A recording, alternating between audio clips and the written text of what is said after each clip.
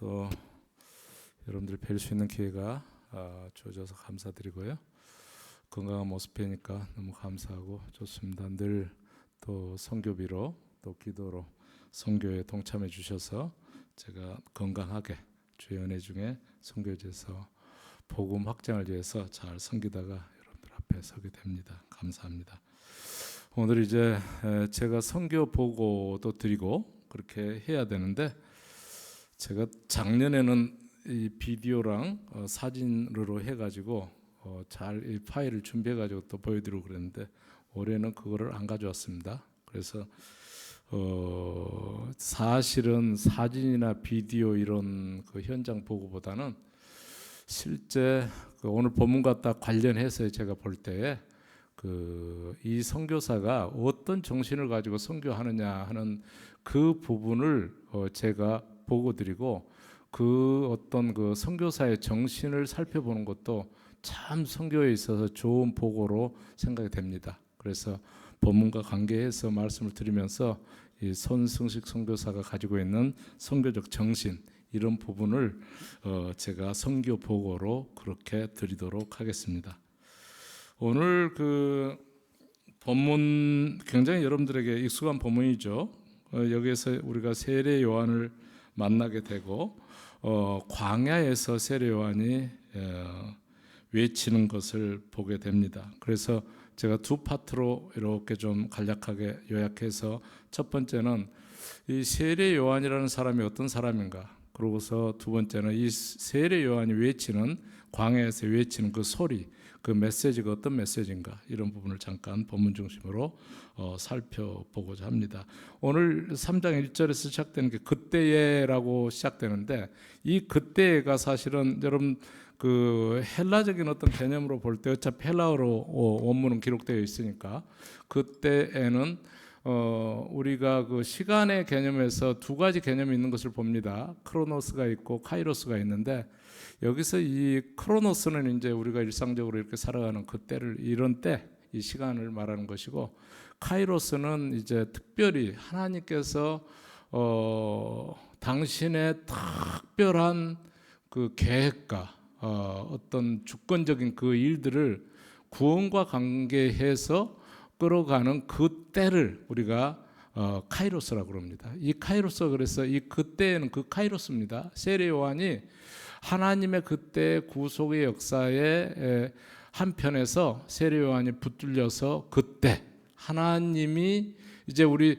2장 마지막 절을 보면 예수님께서 나사렛 동네에서 정착하시는 걸 볼 수 있고, 그 정착과 함께 이제 세례 요한이 등장하는데, 나사렛에서 구주가 되시는 예수께서 정착하시고 하나님의 때를 준비하고 있을 그때에 세례 요한이 등장해서 유대 광야에서 전파하여 말하되, 이렇게 1절이 시작되고 있습니다. 그래서 세례 요한은 카이로스에 붙들려서 산 사람이다. 근데 세례 요한만 이렇게 구원과 관계에서 붙들려 사는 사람인가 생각해 볼 때, 우리 모두 예수 믿는 사람들은 사실 하나님의 뜻에 매여 살아야 되고, 하나님의 뜻에 민감해야 되고, 성령의 소리에 민감해야 되고, 말씀에 붙들려야 되고, 정말 구원과 관계돼서 이렇게 살아가는 사람이 돼야 되고, 그러면 우리는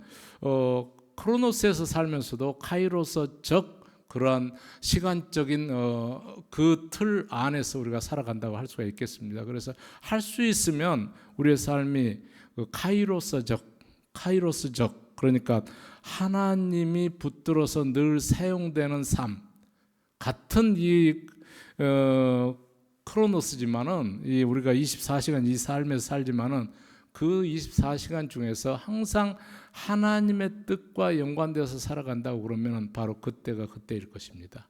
세례 요한이 그런 때에 지금 붙들려서 광야에서 외치는 것을 볼 수 있습니다. 그래서 유대 광야에서 세례 요한이 외치는데, 이 광야라는 표현이, 그러니까 세례 요한은 광야 생활을 했던 것을 분명히 보게 되는데, 광야가 원어적인 표현에서 보면은 미드바르라는 말인데, 이 미드바르가 어디서 나오느냐 그러면 말하다라는 뜻을 가지고 있는 다바르라는 말에서 나오는데, 그래서 이런 원어적인 의미 때문에 광야를 우리 신학자들이 해석할 때 어떻게 해석하느냐 그러면 말씀이 나오는 곳, 어떤 우리 물리적인 어떤 땅의 어떤 이런 장소적인 개념으로 광야를 사용하기보다는 어떻게 보면 실제 이 당시에는 물리적으로 실제 유대 광야였지만은 오늘 현대를 살아가고 있는 우리에게 있어서는 이 유대 광야라는 이 의미는 말씀이 나오는 곳, 또 하나님의 임재가 있는 곳, 모세가 하나님을 만났던 그 자리, 이스라엘 백성들이 애굽 땅에서 나와서 떡으로만 사는 것이 아니라 말씀으로 삶이니라라는 그 말씀의 훈련을 받았던 그 광야. 사도 바울이 다메섹 도상에서 예수를 만난 후에 3년 동안 광야에 들어가서 바리새파적인 때를 벗겨냈던 그 자리, 그래서 정말 은혜로 무장됐던 그 자리, 그 자리가 바로 말씀이 나오는 곳, 하나님의 임재가 있는 그곳, 그곳에서 이제 세례 요한이 외쳤다. 그러니까 저는 참 세례 요한이 되고 싶어요. 그리고 세례 요한처럼 살고 싶은데 왜 그러냐 그러면은 항상 카이로스라는 그 하나님의 때에 붙들려 살고, 하나님의 어떤 뜻을 이루어내기 위해서 그 때에 붙들려 살고, 그리고 항상 말씀이 나오는 그곳에서 외치는 자의 소리가 됐고, 하나님의 임재가 있는 자리에서 그가 외치는 자의 소리가 됐기 때문에 저는 그렇게 살았으면 좋겠어요. 제가 선교사로 지금 24년째 살고 있는데 제 사역 자체가 늘 말씀으로 승부 거는 그러한 사역입니다. 처음부터 말씀을 말씀대로 선포하자라는 것이 초점이고, 그래서 본문마다 해서 하나님이 의도하신 그 뜻을 전하자, 내가 의도하는 뜻이 아니라 하나님이 의도하신 그 뜻을 전하자 하는 것이 제가 선교하고 있는 이제 목회자 훈련 사역의 핵심 그 표가 됩니다. 그리고 그 정신이 되는데, 바로 이 광야에서 전파하는 이 세례 요한이 바로 그러한 사역을 했다. 그러니까 말씀에 붙들렸고 하나님의 임재 안에서 늘 살았고 하는 이러한 삶을 보면서 참 세례 요한으로 살고 싶다 하는 그런 소망을 개인적으로 많이 갖습니다. 그런데 이 광야가 사실은 이렇게 지금 세례 요한이 느닷없이 서가지고 광야에서 외치는 이런 사람이 된 게 아니라, 우리가 역사적으로 보면은 이 광야는 사실 주전 한 167년경이에요. 그때 여러분이 다니엘서 10장 11장을 펴보면 거기에 이제 그 북쪽 이스라엘 중심으로 해서 북쪽 시리아를 기반으로 하는 북쪽이 있고, 이스라엘을 기반으로 하는 남쪽 이제 애굽을 기반으로 하는 남쪽이 있는데, 특별히 다니엘서 11장에서 북쪽 남쪽 그게 두 쪽이 막 싸우는데, 그때에 거기에 폭군이 하나가 등장하는데 북쪽에서 그 이름이 여러분들이 들어보셨나 모르겠습니다. 그게 그 사람이 주전 167년에 등장하는데 그 이름이 안티오코스 에피파네스라는 사람이 등장합니다. 그런데 그 사람이 그리스적 어떤 그 철학으로 무장된 사람으로서 특별히 이제 그 알렉산더 대왕의 밑에 후계자 중에 한 명이었는데, 알렉산더 대왕이 아리스토텔레스로부터 철학 훈련을 받고 나라를 그쪽 유럽 지역 심지어는 이제 중근동 그리고 인도까지 10년 사이에 굉장히 영토 확장을 크게 하는데, 그가 영토 확장을 하면서 동시에 그가 꿈꿨던 게 뭐냐 그러면 그리스 철학, 그러니까 자기 선생이 아리스토텔레스였으니까 그 철학으로 모든 사람의 정신을 점령하고 싶어하는 그런 꿈을 가지고 있었습니다. 그 꿈이 이 지금 폭군인 지금 안티오코스 에피파네스에게도 그대로 전달돼 가지고, 그가 영토 확장과 함께 그 사람은 신이 있는 게 아니라 사람이 모든 것을 할 수 있다 하는 것이 근본입니다. 그게 철저하게 인본주의로 무장된 거죠. 그래서 그것을 퍼뜨리는데 거기에 방해가 됐던 게 뭐냐 그러면 유일신 사상으로 무장됐던 이스라엘 사람들이 철저하게 방해가 되는 거예요. 그래서 지금 이 에피파네스가 다니엘서 11장을 보면은 뭐가 나오느냐 그러면은 제우스 상을 세우고, 그리고 예루살렘 성전을 더럽히고 허물고 하는 그런 일들을 의도적으로 하고 그 하나님을 믿는 저들을 핍박하고 그런 일들을 합니다. 그때 그 에피파네스의 그 포갑 앞에서 반응했던 게 크게 두 반응으로 나타나는데, 그쪽에 기대는, 그러니까 믿음을 버렸던 그룹하고 믿음을 지켰던 그룹하고 두 그룹이 나오는데, 믿음을 버렸던 그룹이 오늘 본문에 등장하고 있는 사두개파, 바리새파입니다. 그래서 사두개파는 예루살렘 성을 중심으로 해서 제사장직을 수행했던 그 그룹인데, 철저하게 본인들의 기득권과 권력과 그리고 부를 그 에피파네스에게 기대 가지고 그 헬라 철학을 그대로 받아들였던 그런 그룹이고, 그리고 바리새파는 겉으로는 거절하는 척하면서, 그러니까 율법을 철저하게 준수하는 것처럼 외부적으로는 그렇게 보이면서 속으로는 이 사두개파 못지않게 지금 회당 중심으로 활동했던 그룹이 이 바리새파인데, 그들이 철저하게 이 헬라 철학을 또 속으로는 바랬던, 왜냐하면 그게 거기에 기대면은 본인들의 권력과 부를 여전히 축적할 수 있었으니까, 그 파가 바리새파입니다. 그래서 바리새파는 훨씬 더 위선적인 그런 그룹입니다. 사두개파는 노골적으로 아예 그냥 모든 것을 신앙을 버리고 그쪽에 기댔던 사람들이고, 바리새파는 신앙을 가진 척하면서 속으로는 세속적인 것을 굉장히 열망하고 그쪽으로 따랐던 그룹이 바로 바리새파고,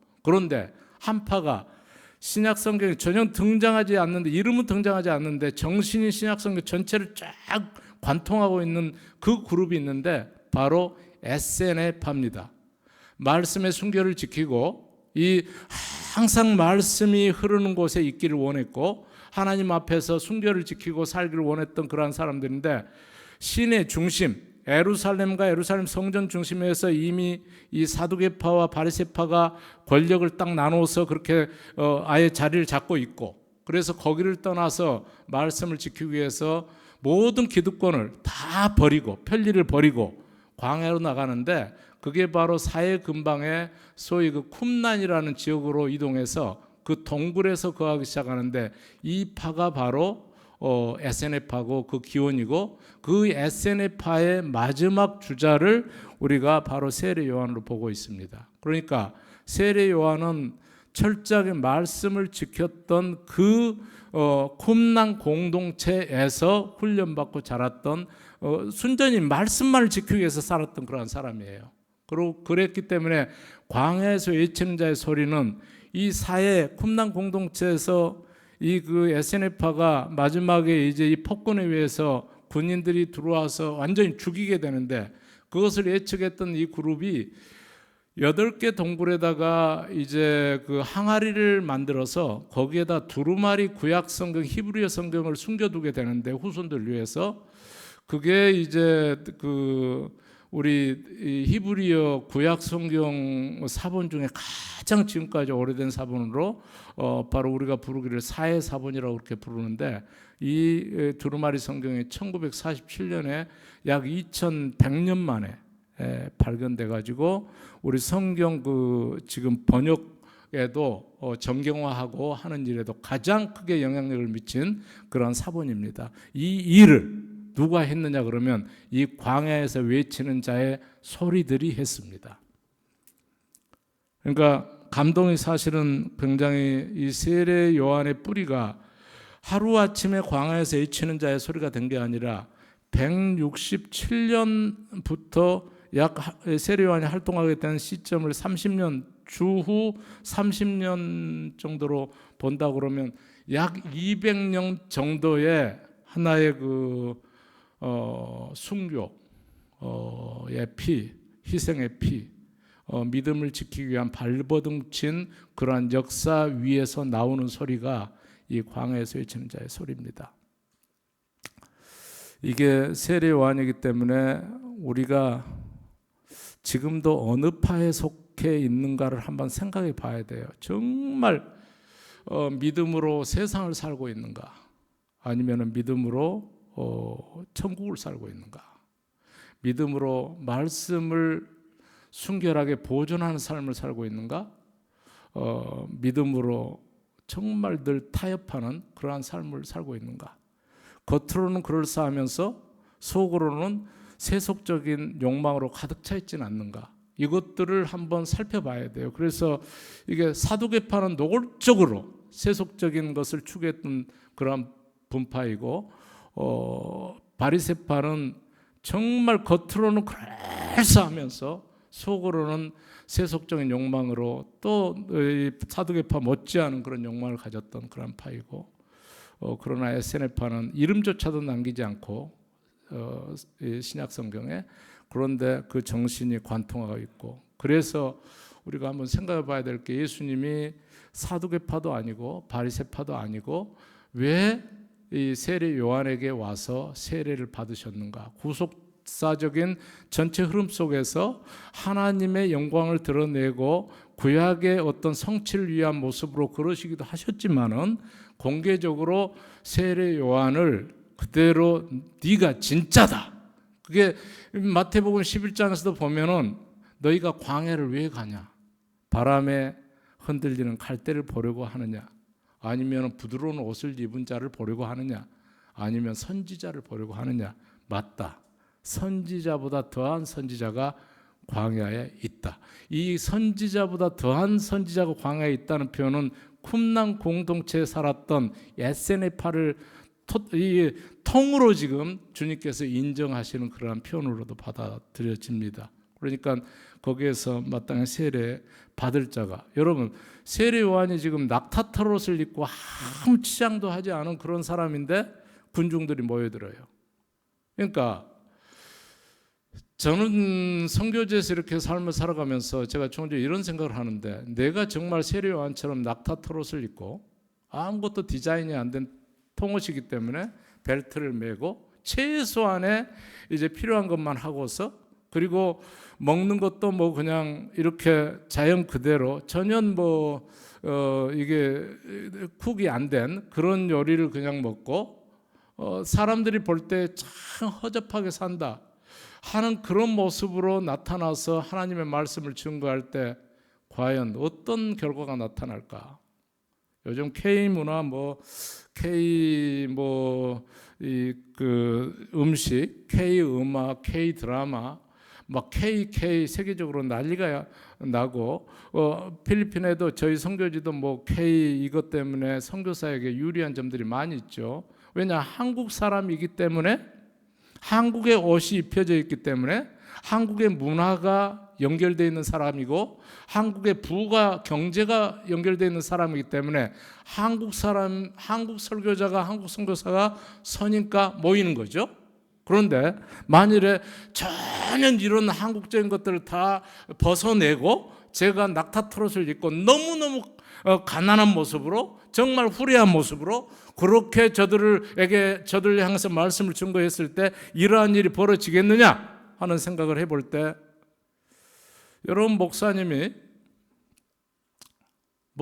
정말 가난해요. 그거 여러분들이 보시지도 않으시겠지만은, 목사님 그렇게 너무 그러시면 안 됩니다. 우리 교회에 이름이 있는데 그러시면 되겠어요?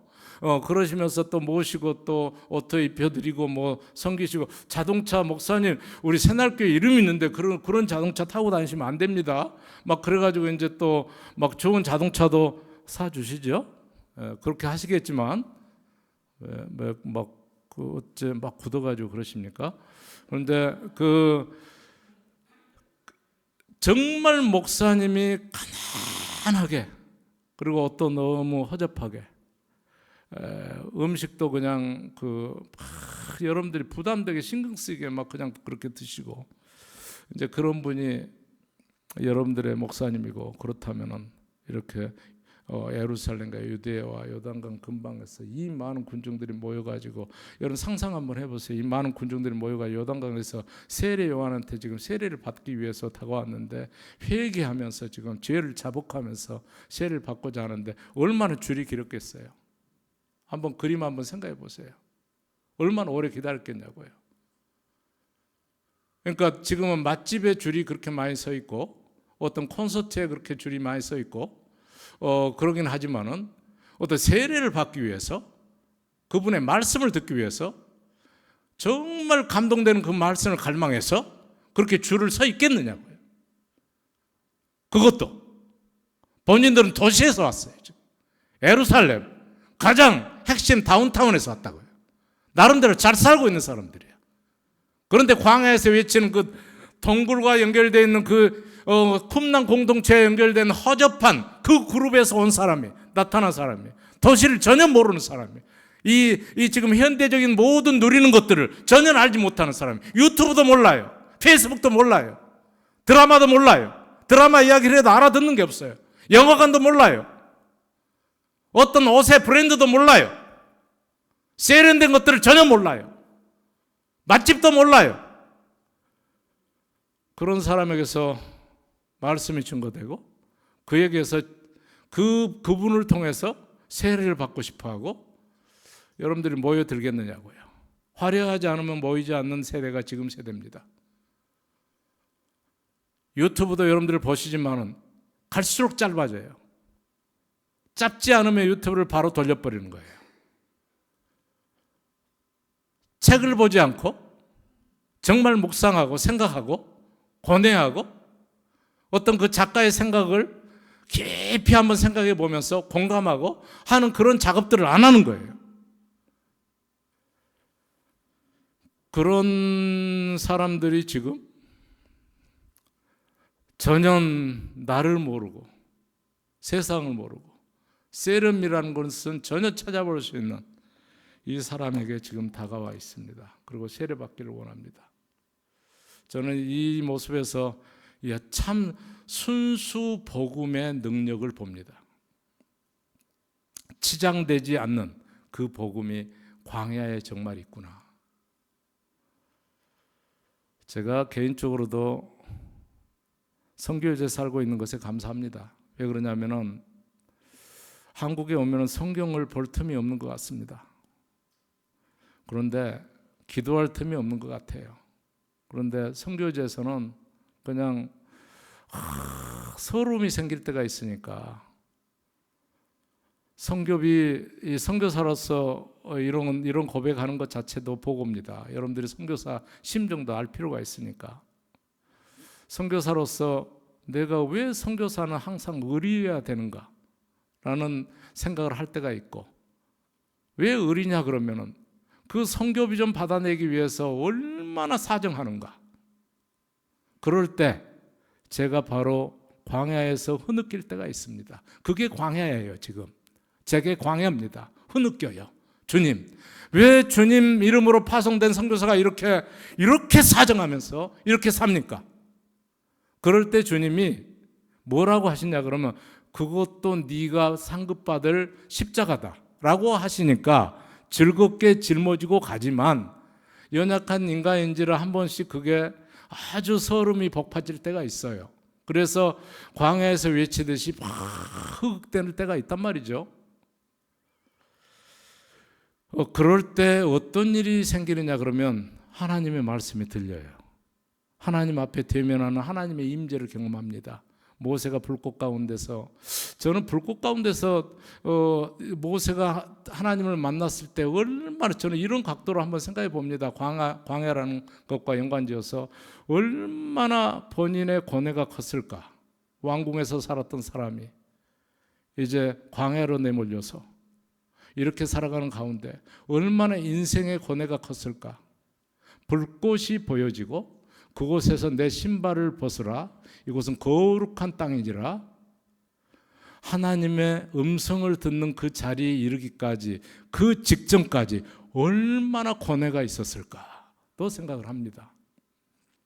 그러니까 여러분, 너무 몸이 아프고 괴로울 때 그게 여러분에게 광야가 될 것이고, 자식들이 너무 이제 다 키워놨더니 몰라라 하고 지네 스스로 자란 양, 부모는 그냥 한 번씩 찾아주고 전화 걸면서 그렇게 생색내기 하면서 그렇게 마음 없는 그런 어떤 그 자식들의 행위를 이렇게 느끼면서 서럽고, 그 서러움이 너무 복받침으로 드러나고 심령이 막 찢어지는 것 같고, 그럴 때 사실은 그분은 또 광야에 있는 겁니다.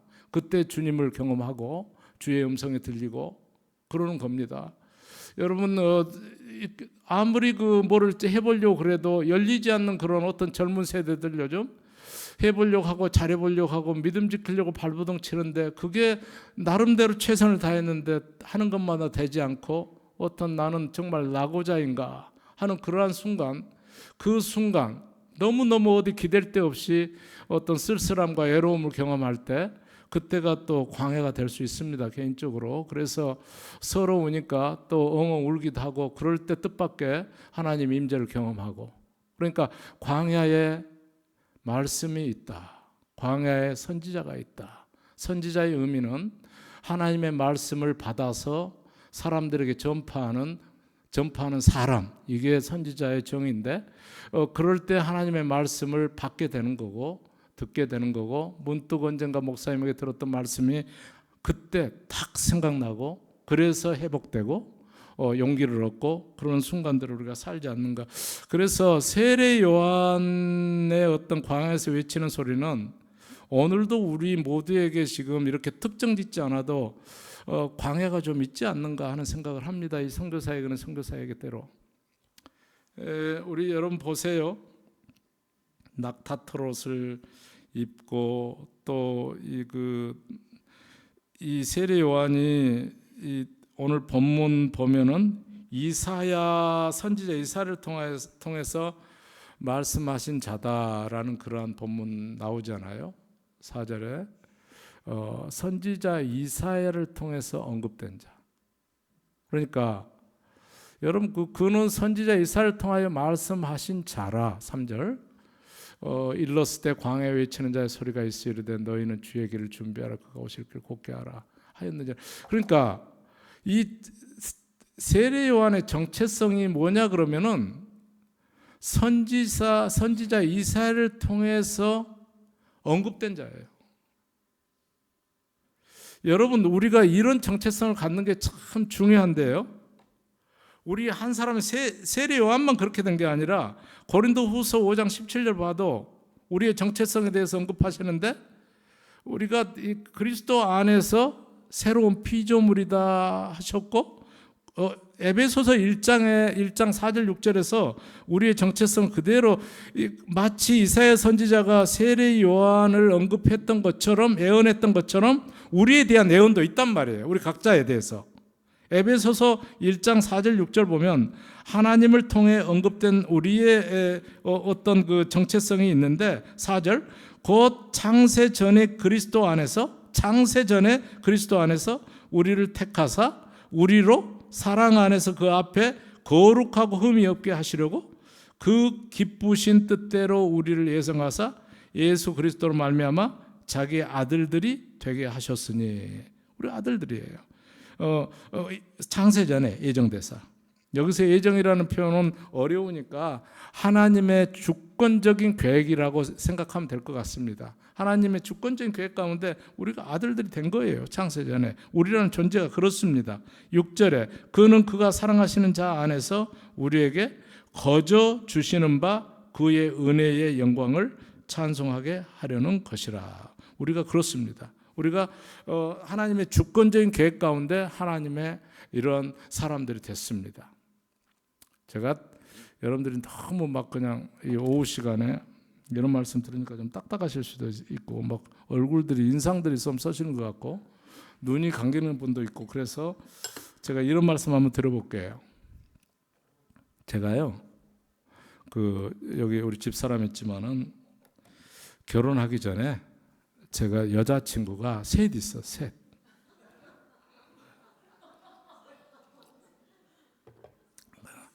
뭐 저만 그랬겠어요. 여러분들도 다 그랬겠죠. 그런데 셋이면 별로 많지도 않아요. 그런데 고등학교 때 한 명 있었고 대학교 때 2명 있었어요. 제 집사람이 아니까 제가 그대로 지금 이거 폭로도 아니고 익숙한 이야기입니다. 그런데 제가 이 사람하고 결혼했잖아요. 양현자라는 이 여인과 결혼했는데 저 되게 감사해요. 이 표현이 어렵네요. 이게 되게 감사가 너무 약해요. 너무너무 감사해요. 왜냐하면 제가 그 세 여자친구들 중에 한 사람과 결혼해도 됐는데 양현자랑 결혼했단 말이에요. 왜 그렇게 됐느냐 그러면 하나님의 예정 가운데 그렇게 된 거예요. 하나님의 주권이 개입되니까 정말 제게 딱 맞는 사람을 제 아내로 주님이 주신 거예요. 이게 예정이라는 뜻이고 이건 운명하고 달라요. 하나님의 주권이라는 뜻입니다. 하나님의 주권 안에는 진짜가 있어요. 거기에 가장 좋은 것이 있습니다. 그래서 제 아내를 만났기 때문에 제가 목사로 살고 제가 선교사로 삽니다. 제 아내를 만나지 않았으면 그렇게 안 됐을 것 같아요. 왜 그러냐면 제 고집대로 제 눈에 보기에 좋은 대로 선택해서 결혼했을 테니까 그 이미 그 단추가 잘못 잠긴 거 아니에요. 그러니까 목사로 살기 어려웠고 선교사로 살 수 없었어요. 근데 제 아내를 만나서 그리 살게 한 거죠. 왜냐하면은 목사로 살도록 선교사로 살도록 양현자라는 사람을 딱 붙여주신 거니까 이 사람이 목사하고만 결혼하기를 원했고 선교사랑 결혼하기를 원했다니까요. 그러니까 저는 이 사람 때문에 목사가 된 거고 따지자면은 이 사람 때문에 선교사로 지금 살고 있는 거예요. 저는 어디 가서 새로운 데 적응을 잘 못하는데 이 사람은 너무너무 적응 잘하는 거예요. 필리핀에 살면서도 한국의 어떤 요리를 해낼 수 있고 여러분 선교자 보신 분들은 알겠지만 한국에서 단기팀으로 선교자 오신 분들은 한결같이 저희 센터에 지내시면은 막 살쪄가지고 간다고들 다 그래요. 그러니까 우리 집사람이 하는 음식이 너무 맛있는 거죠. 저는 한국에 와서도 웬만한 식당 가가지고는 맛있다는 생각이 안 들어요. 정말로. 제가 지금 수습하고 있는 겁니다. 그런데 너무 맛있어요.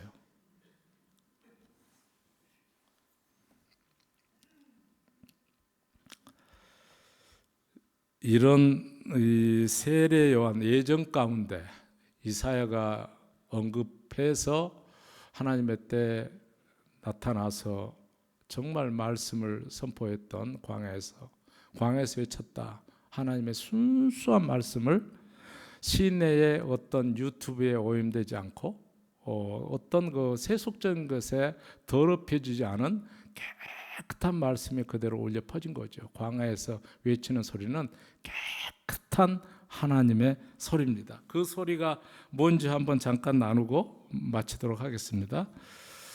그 말씀이 2절에 보니까는 회개하라 그랬습니다. 회개하라, 천국이 가까이 왔느니라. 회개하라. 이 광야에서 외치는 자의 소리의 첫 번째가 복 받으라, 사업이 잘 되라, 직장에서 승진해라, 모든 세속적인 것에 세상에서 형통해라, 이 메시지가 아니고 회개하랍니다. 광야에서 외치는 자의 그 소리 첫 번째 메시지가 회개하라예요. 회개하라. 여러분 이제 우리 성탄 준비하고 있잖아요. 그런데 주님이 이 땅에 오시고 십자가에 못 박혀 죽으신 그 주된 모든 것의 목적이 뭔가요?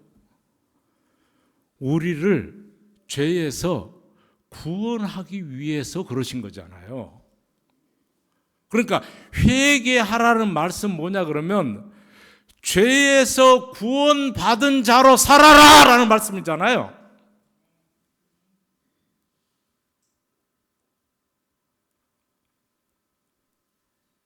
우리가 주의 보혈로 값없는 은혜로 구원받았다 이렇게 늘 외치고 우리 이해하고 사는데, 자 보세요. 예수 믿고 산다는 표현은 좀 더 다른 표현을 쓴다 그러면 죄를 미워하고 옛것을 지우고 나의 옛 육신적인 습관들을 자꾸 쳐내고 영적인 습관을 갖고 말씀 따라서 순종하면서 내 뜻 접고 하나님의 말씀 따라서 살아가는 그 삶을 우리가 회개하는 삶이라고 하는 것입니다. 그러니까 내 입술로 오늘 목사님, 제가 목사님 말씀 안 듣고 잠잤어요. 죄송합니다. 그게 회개가 아니라 그런 부분도 있어야 되는데, 우리가 본질적인 회개는 뭐냐 그러면 주님이 오신 목적대로 살지 못하는 것에 대해서 인지하고 그것을 다시 바로 잡는 그 삶이 회개입니다. 그러니까 죄에서 구원하기 위해서 주님이 오셨기 때문에 우리가 죄에서 구원받은 자로 살아가는 그 삶이 회개하는 삶입니다. 그런데 여전히 육신의 정욕대로 이 습관 따라서 우리 안에 주의 보혈의 은혜로 말미암아서 이미 오신 그 성령께서 끊임없이 말씀하시고 지도하시고 꺼리낌을 주시고 선포되는 말씀을 통해서 끊임없이 우리의 죄악된 부분을 드러내심에도 불구하고 오늘 찬송에도 빛의 찬송도 있고 보혈 찬송이 있었음에도 불구하고 여전히 내 욕망 따라서 내 뜻 따라서 그걸 전혀 10년 동안 전혀 꺾지 아니하시고 꺾으려고도 하지 않고 꺼리낌도 갖지 아니하고 그들을 향해서 광야에서 외치는 첫 일성이 회개하랍니다. 회개하라. 우리를 죄에서 구원하시기 위해서 오신 그 주님의 보혈의 그 가치는 바로 우리가 죄에서 구원받은 죄에서입니다. 죄에서 구원받은 자로 살 때 제대로 나타나는 것을 믿습니다. 그래서 연결되는 게 천국이 가까이 왔느니라. 그러니까요. 자, 우리가 죄에서 구원받은 자로 살고자 애쓰면 애쓸수록 천국은 더 가깝습니다.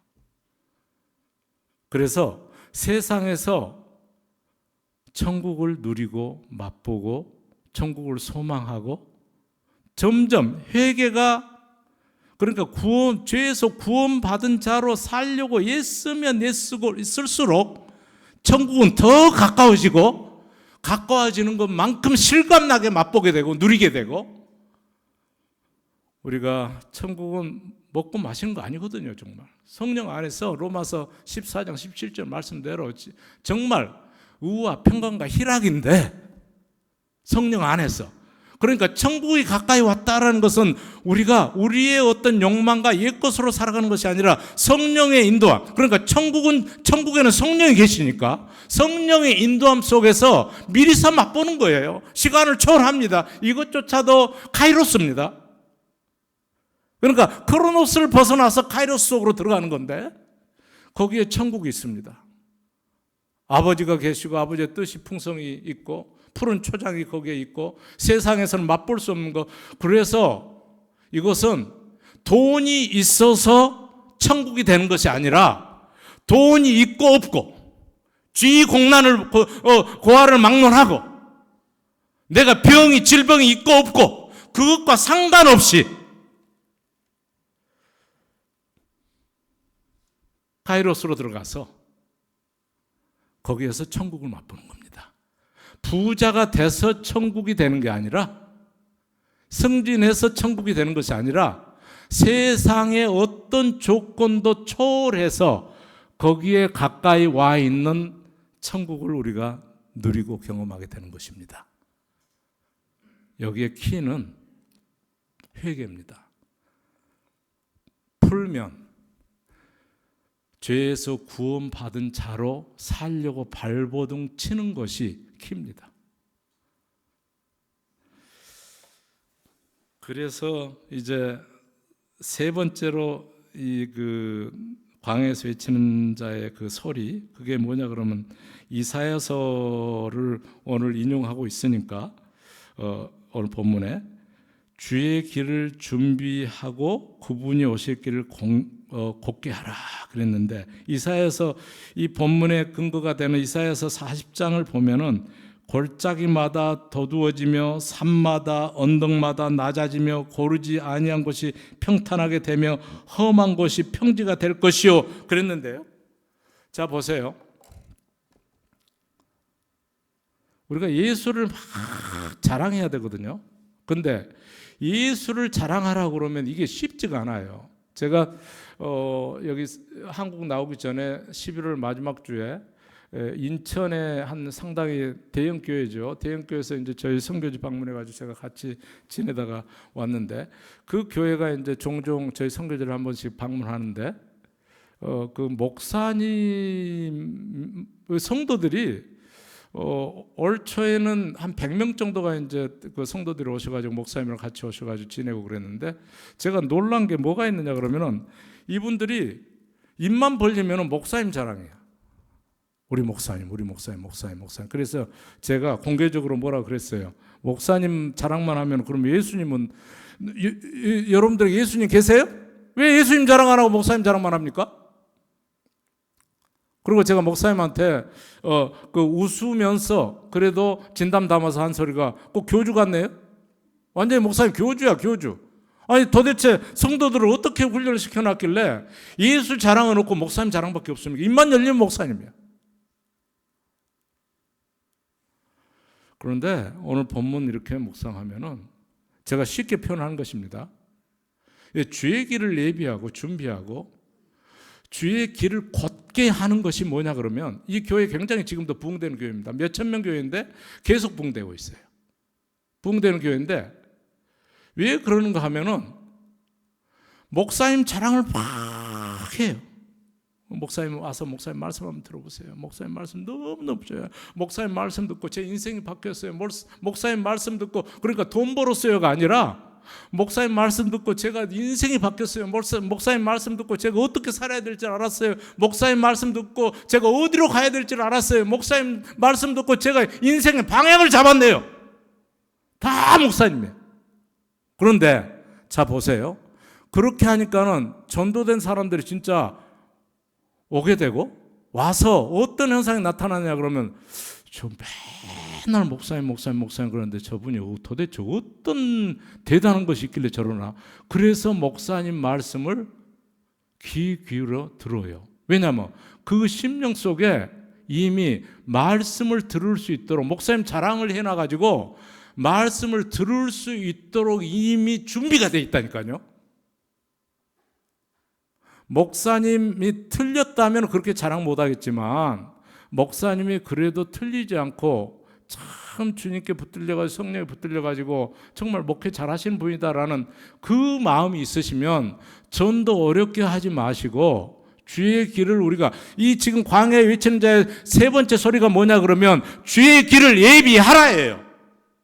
그런데 반대로 자꾸 여러분들이 교회를 비판하고 막 목사님 비판하고 성도들 어떤 사람 장로님 막 그냥 이상하다고 그러고 막 그렇게 해놓으면은 아니 그러면서 전도를 하면은 이 마음속에 뭐가 생기느냐 그러면 골짜기도 생기고 마음에 골짜기 생기고 산이 생기고 언덕이 더 생기고 고다지기는커녕 오히려 더 높아지고 골은 깊어지고 한 번 와서 앉더라도 여기는 맨날 비판만 하던데 들을 수가 없는 거죠. 걸림만 자꾸 생겨졌는데 막 시기하고 질투하고 여러분 다른 사람들과 같이 성도들끼리도 시기하고 질투하고 비판하고 막 그러면은요 마음속에 어떤 일이 생기느냐 그러면 골짜기가 깊어집니다.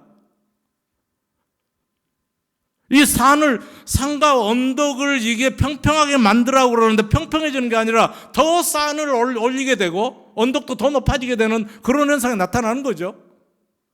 그래가지고 어떤 말씀을 듣겠어요. 제가 몇 년 전에 와서 이게 말씀 증거할 때보다 여러분들 골짜기가 많이 없어진 것 같아요.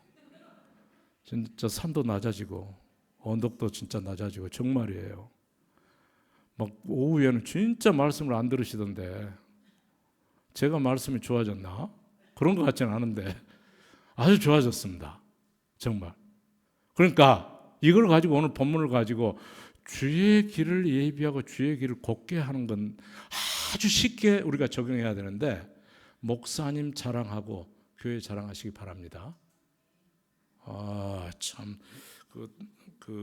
선교사가 막 외국에 살다 보니까 거칠어져요. 성질나네 막 그냥. 왜 이렇게 그러시기 바랍니다. 예. 전라도에서 조금 기분 나쁘면 막 그러는데 광야에서 외치는 자의 소리. 바리새인과 사두개인이 이제 이 사람들이 세례 받으려고 다가온 것 같지는 않은데 군중들이 모이니까 이게 군중들 눈치 보느라고 그 사이에 살짝 얼굴 내민 것 같아요. 사두개인들하고 바리새인들이. 예, 군중들도 힘이 중요하니까. 근데 그것을 놓치지 않고 세례 요한이 뭐라고 그러냐 그러면은 독사의 자식들아, 회개에 합당한 열매를 맺으라. 여러분, 요즘에는요, 회개 아까 위에서도 나왔지만은 구원의 죄에서 구원받은 자로 살아가야 되는데 할 수 있으면 우리가 권해해야 될 것이 뭔 줄 아세요? 보여주는 거예요. 열매로. 열매. 이 독사의 자식들의 회개가 뭔 줄 아세요? 회개에 합당한 열매가 없잖아요. 보여주는 게 없어. 그러니까 말로만 자꾸 오늘 말씀 듣다가 졸았어요. 그러고 또 졸아.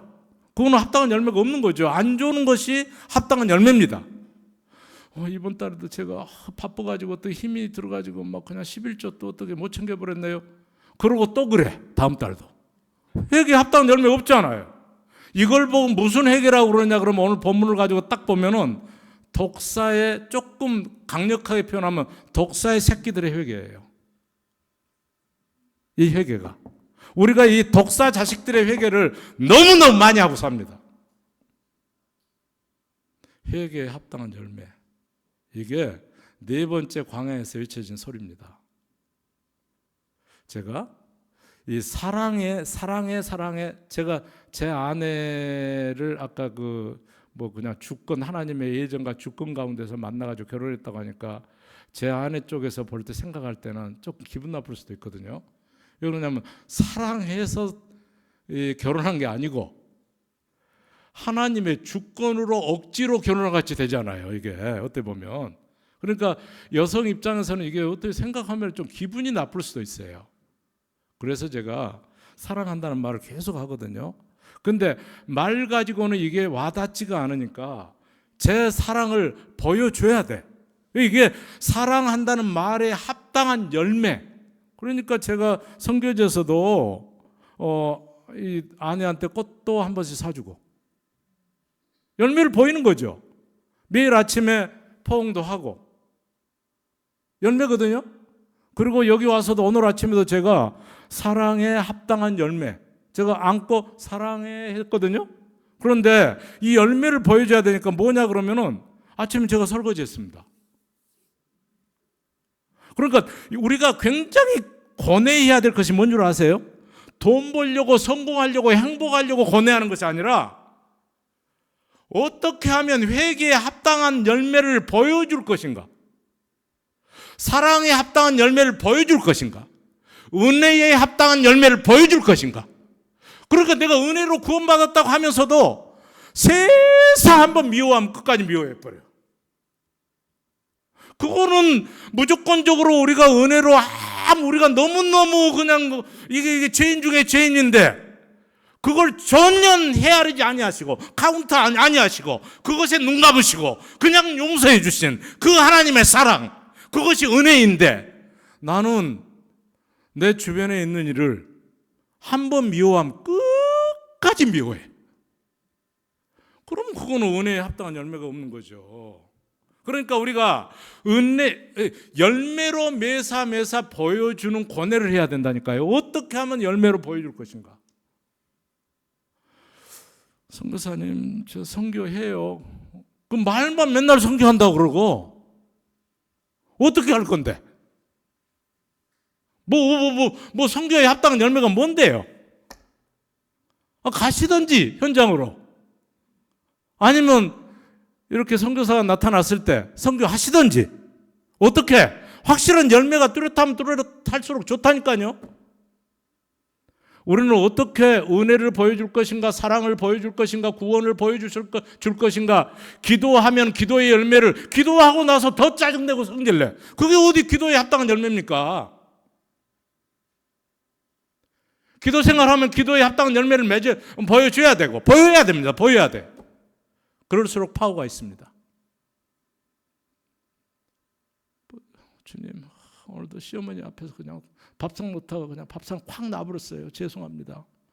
그러고서 또 저녁상도 또 그렇게. 그거는 독사의 자식이 해결하니까요. 시어머니가 며느리한테 그냥 전화해가지고 그냥 소리 질러버리고, 너는 너만 입이냐? 나는 입 아니냐? 왜 이렇게 새김치 담았으면 안 가져오냐? 그러고서 성질내고 나서 주님 앞에 성령께서 꺼리키게 하니까 주여 용서하소서. 그러고서 또 며느리한테 또 그래. 그건 독사의 자식의 회개죠. 그게 변화가 없는데.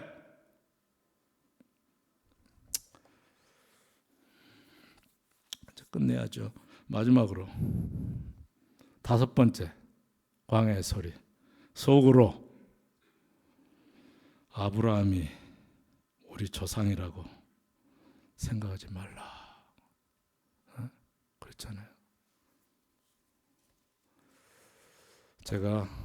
자 보세요. 제가 오늘 딱 도착했잖아요.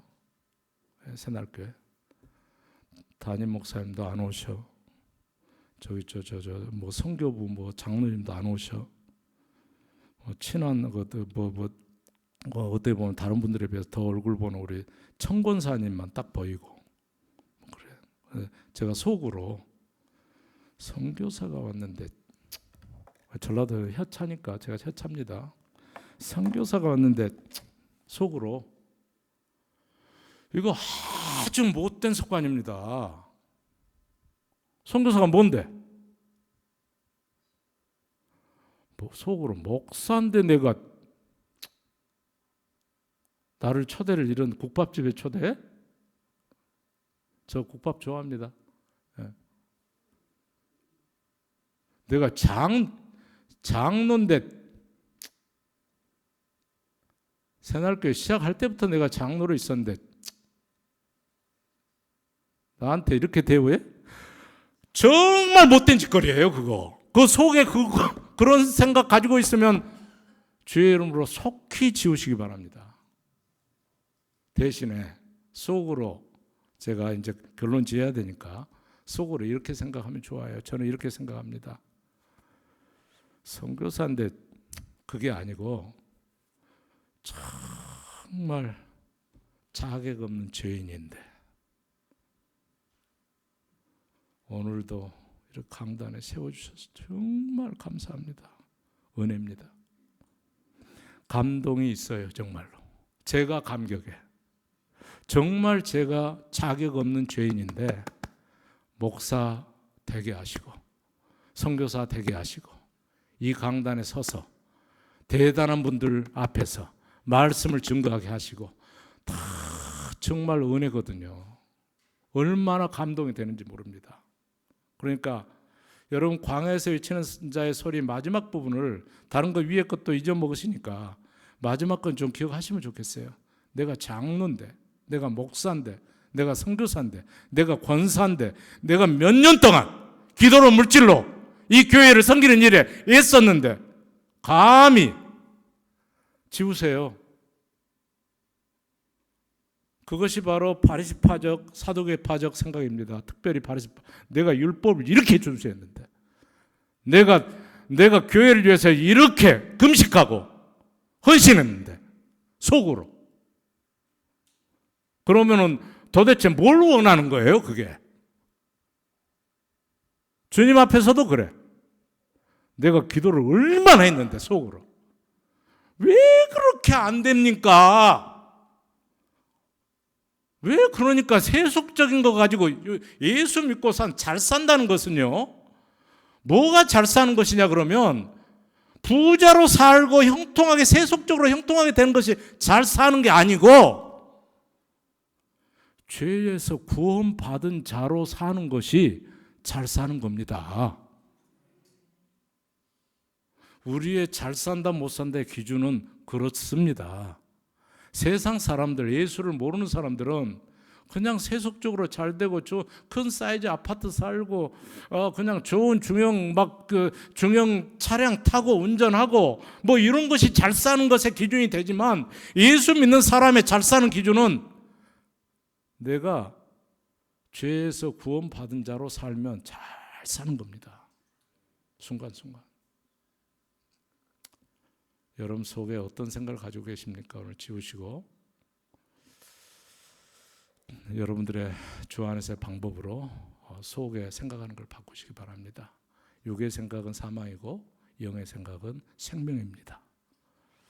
생각을 잘 다스리시고 속에서 정말 죄인인 거 인식하시고 죄를 미워하시고 말씀에 순종하시고 성령의 소리에 민감하시고, 그래서 열매로 할 수 있는 대로 선명하게 보이는 삶을 사시기를 주의 이름으로 축원합니다. 아버지 하나님 감사합니다. 오늘도 주님의 몸된 교회 새날교회 세우시고 말씀 전파하게 하시니 감사합니다. 우리 모두가 세례 요한이 이 시대에도 필요하오니 세례 요한 되게 하시고 정말 오염되지 않는 주의 뜻을 그대로 간직하고 살게 하시고, 감동되어서 그 오염되지 않는 말씀을 선포하고 전파하는 삶이 되게 하옵소서. 감사하고 예수님 이름으로 기도하옵나이다. 아멘.